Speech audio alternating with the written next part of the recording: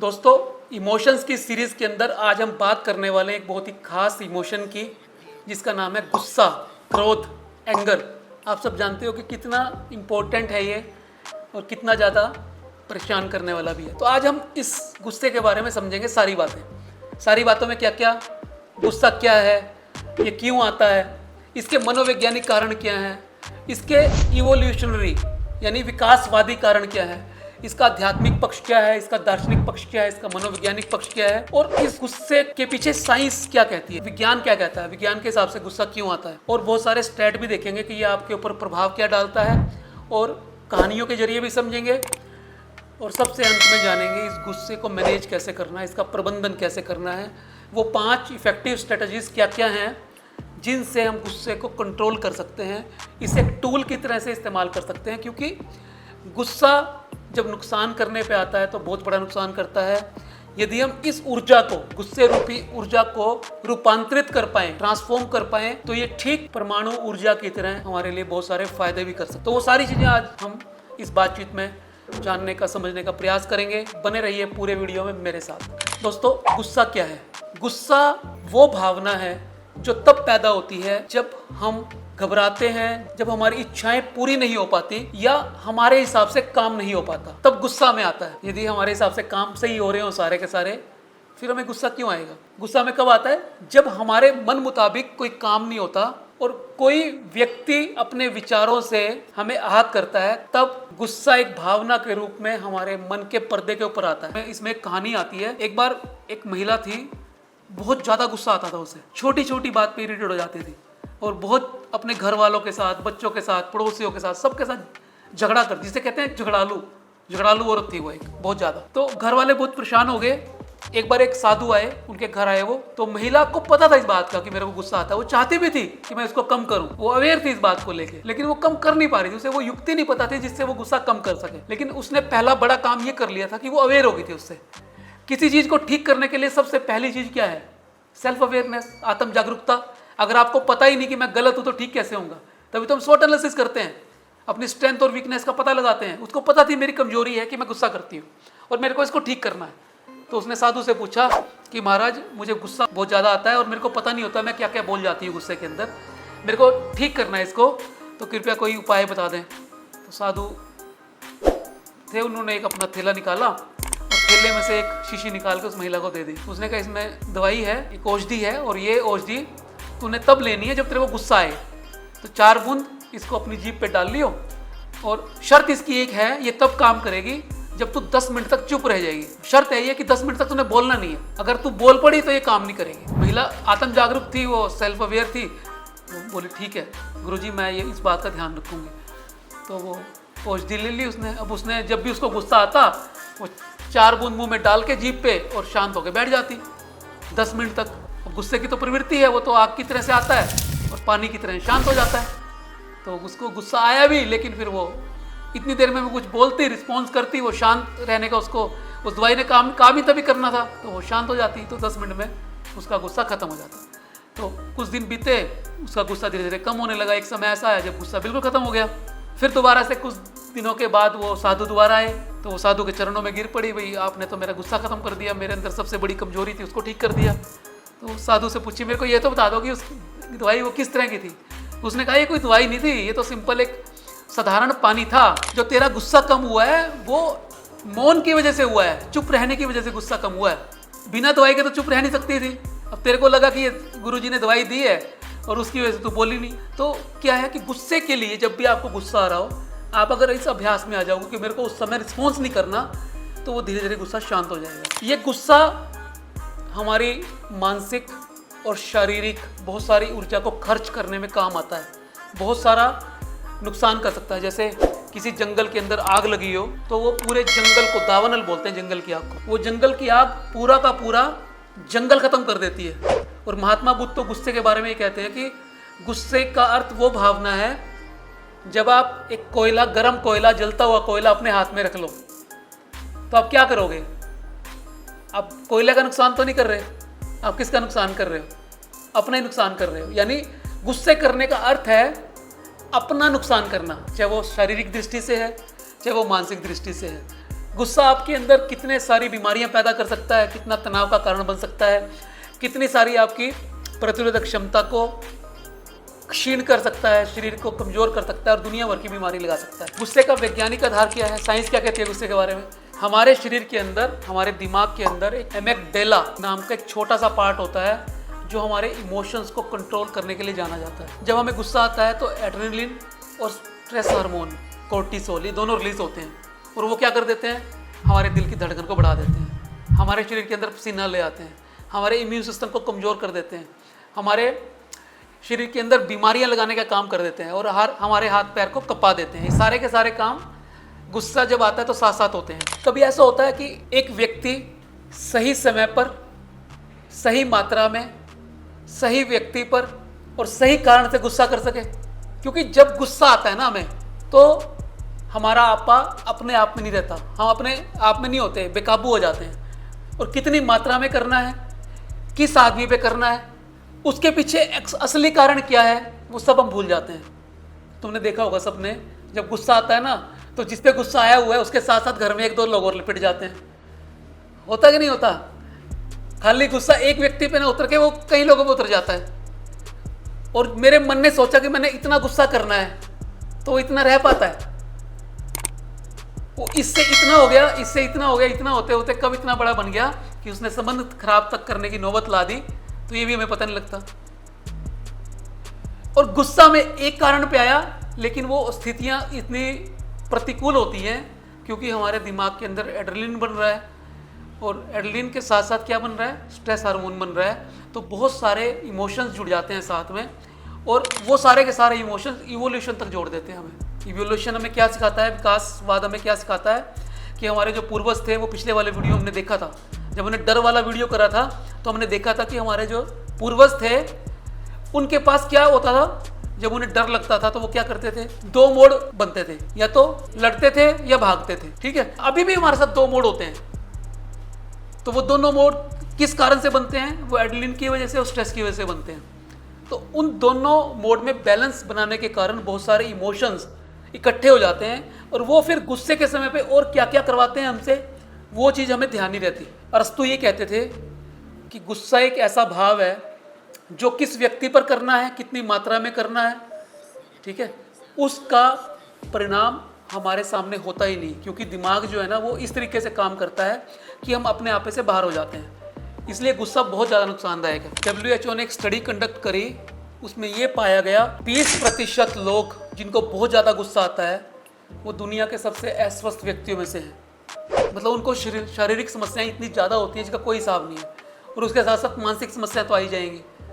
दुनिया में 20% लोग जिन्हें ज़्यादा गुस्सा आता है वो बहुत ज़्यादा बीमारियों का शिकार होते हैं। ठीक है, और 85% लोग हफ्ते में एक बार जरूर गुस्सा करते हैं। मतलब 100 में से 85 लोग ऐसे हैं जिनको हफ्ते में एक बार गुस्सा जरूर आता है। अब तुम देख लेना कि तुम किस अवस्था में आते हो नहीं आते हो। ठीक है, और अमेरिकन हार्ट एसोसिएशन के एक स्टडी में ये पाया गया कि गुस्से से दिल की बीमारियां 3 गुना ज़्यादा बढ़ जाती हैं। जिन लोगों को ज़्यादा गुस्सा आता है उनको 3 गुना ज़्यादा दिल की बीमारियां होती हैं। बिना गुस्सा करने वाले जो लोग हैं 15%, जिनको हफ्ते में एक बार भी गुस्सा नहीं आता, वो ज़्यादा स्वस्थ उनका दिल रहता है बजाय उनके जो हफ्ते में एक बार गुस्सा करते हैं। तो कितने सारे नुकसान हैं गुस्सा करने के।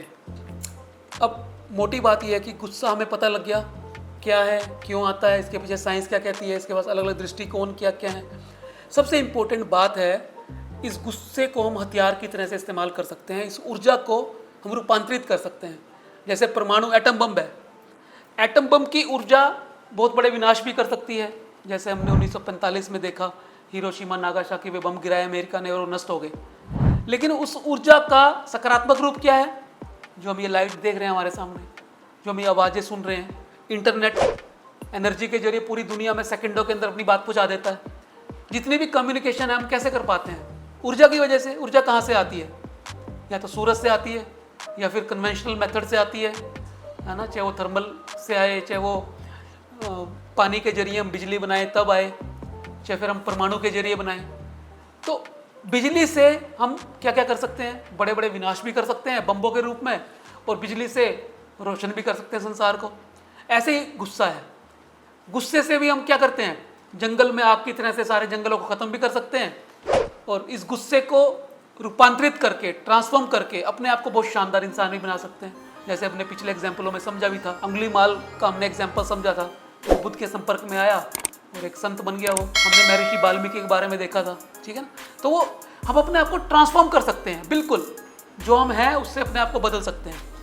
तो गुस्से को मैनेज कैसे करना है? गुस्सा हर एक के पास है, कोई ऐसा नहीं है किसी पे नहीं है। उसको मैनेज किया जाता है, उसका प्रबंधन किया जाता है और जरूरत पड़ने पर उसे इंस्ट्रूमेंट के रूप में, हथियार के रूप में इस्तेमाल भी किया जाता है। अब माँ बाप गुस्सा करते हैं बच्चों पे तो वो उनके भले के लिए गुस्सा करते हैं। तो ऐसा नहीं है कि गुस्सा कोई बहुत बुरी चीज़ है, लेकिन उसको इस्तेमाल करना आना चाहिए।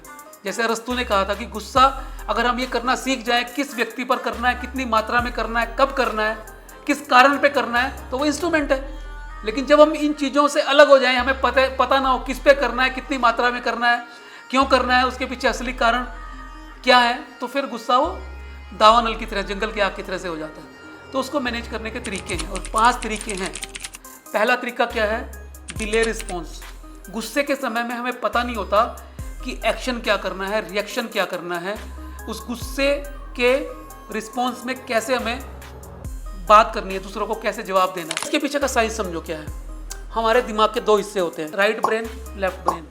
राइट ब्रेन जो होता है वो इमोशंस के लिए जाना जाता है, भावनाओं के लिए, और लेफ्ट ब्रेन किसके लिए जाना जाता है? लॉजिक के लिए, तर्क के लिए, ठीक है। जब भी गुस्सा आता है तो सबसे पहला हमारा राइट दिमाग एक्टिवेट होता है और राइट दिमाग भावना प्रधान दिमाग है, वो रिएक्शन देता है। उसके पास तर्क नहीं है, वो रिएक्टिव दिमाग है, वो भावनाओं पे बहने वाला पार्ट है। तो इसलिए जब भी गुस्सा आता है तो हमारा ये वाला दिमाग काम कर देता है। और जब आप कुछ देर के लिए 5 से 10 मिनट के लिए रिस्पॉन्स भी करते तो आपका लेफ्ट दिमाग काम करना शुरू कर देता है, लॉजिक वाला दिमाग।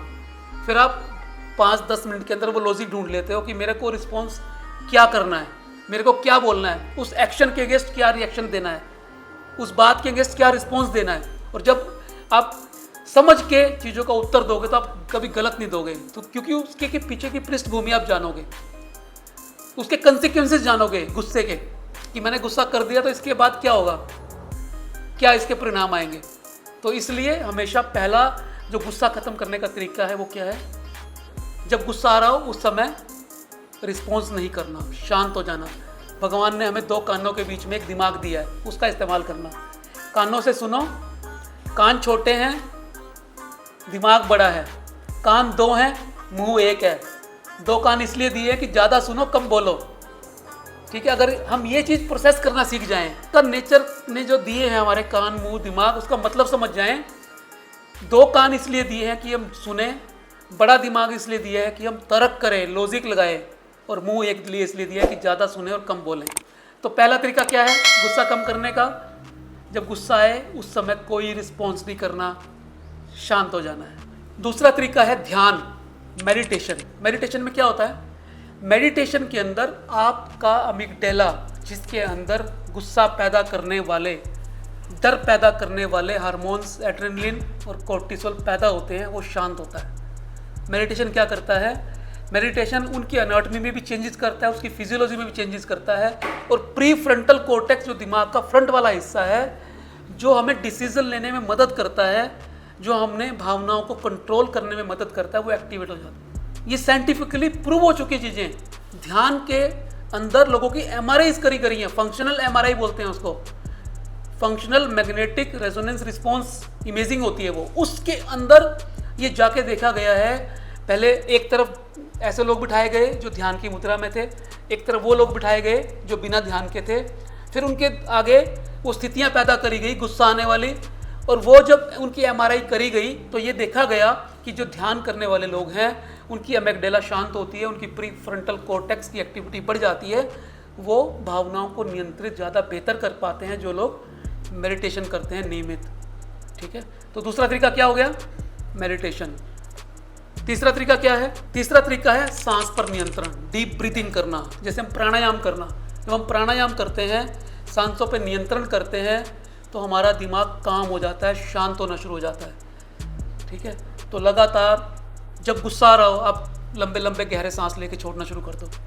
उससे 2 बातें होंगी, जब आप गहरे लंबे सांस लोगे तो बोल नहीं पाओगे, जो हमने पहली बात करी, रिस्पॉन्स डिले हो गया और लंबे गहरे सांस लेने से दिमाग शांत हो गया। तो दोनों चीज़ें साथ साथ हो रही हैं, जो मेडिटेशन में भी हो रही हैं, जो डिले रिस्पॉन्स में भी हो रही हैं, यहाँ पे दोनों चीज़ें आपकी साथ साथ हो रही हैं। तो उससे क्या होगा, धीरे धीरे गुस्सा अपने आप शांत हो जाएगा। चौथा तरीका है सहानुभूति, एम्पैथी। आप दूसरे व्यक्ति के मन के अंदर चल रही स्थितियों को समझने का प्रयास करो, उसके साथ जुड़ने का प्रयास करो, क्योंकि हमारा अध्यात्म, हमारा भारतीय विजडम हमें ये समझाता है कि पूरी दुनिया एक ही तत्व से बनी है। हम सब कहीं ना कहीं एक दूसरे से जुड़े हुए हैं। किसी व्यक्ति ने आपको कुछ बात कही जिससे आपको गुस्सा आ सकता है, उस व्यक्ति ने जो वो बात कही है उसके पीछे क्या रेफरेंस है, किस प्रभाव में उसने वो बात कही है। अगर उसकी स्थितियों का आकलन हम कर पाएँ, हालांकि बड़ा मुश्किल होता है, उसकी जगह रह के हम वो चीज़ सोच पाएँ, उसके दृष्टिकोण से, उस पर्सपेक्टिव से वो चीज़ जानने का प्रयास कर पाएँ, तो फिर उसकी जगह अपने आप को रख पाएँ तो चीज़ें बदल जाती हैं और हमारा गुस्सा धीरे धीरे शांत हो जाता है। उस परिस्थिति के अंदर हम क्या करते जो उसने उस परिस्थिति के अंदर किया है। मेरे को यहाँ 6 दिख रहा है, दूसरी तरफ वो 9 दिख रहा है, अगर मैं वहाँ बैठा हूँ तो मेरे को भी 9 दिखेगा। ये है दूसरे की जगह पे जाके चीज़ों को देखना। अगर मैं ये करने में कामयाब हो जाता हूँ तो मेरा गुस्सा अपने आप शांत होना शुरू हो जाएगा। तो एम्पैथी वाले भाव में अगर आ सके हम गुस्सा करने के समय, तो गुस्सा धीरे धीरे शांत हो जाता है। और पांचवा क्या है, विजुअलाइजेशन।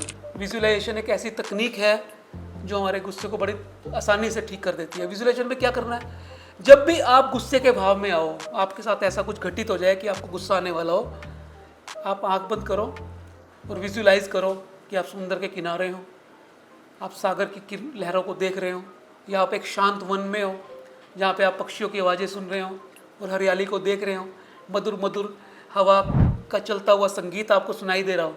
हालांकि मुश्किल होता है गुस्से के टाइम में करना, लेकिन अभ्यास से सब हो जाता है। तो ये पांचवी तकनीक है, विजुअलाइजेशन। तो इन 5 तरीकों से आप गुस्से पे काबू पा सकते हो बखूबी। तो दोस्तों, मैं उम्मीद करता हूँ कि आपको समझ आ गया होगा कि गुस्सा क्या है, वो क्यों होता है, उसका मनोवैज्ञानिक दृष्टिकोण क्या है, उसका विकासवादी दृष्टिकोण क्या है, आध्यात्मिक दृष्टिकोण क्या है, और गुस्से को मैनेज करने के तरीके क्या क्या हैं। अगर हम गुस्से को मैनेज करना सीख जाएं तो हम अपनी ऊर्जा को रूपांतरित कर सकते हैं और एक बहुत शानदार व्यक्तित्व के मालिक बन सकते हैं। दोस्तों, मैं उम्मीद करता हूं आज का वीडियो आपको अच्छा लगा होगा। यदि आपको लगता है कि औरों को भी काम आ सकता है और उनके जीवन से गुस्से को कम कर सकता है, तो इसे शेयर करना ना भूलें। और इस तरह की वीडियो देखने के लिए चैनल को सब्सक्राइब कर लें नोटिफिकेशन बेल के साथ, ताकि कोई भी वीडियो आपसे मिस ना हो। मिलते हैं अगले वीडियो में फिर एक नए विषय के साथ। तब तक के लिए नमस्कार।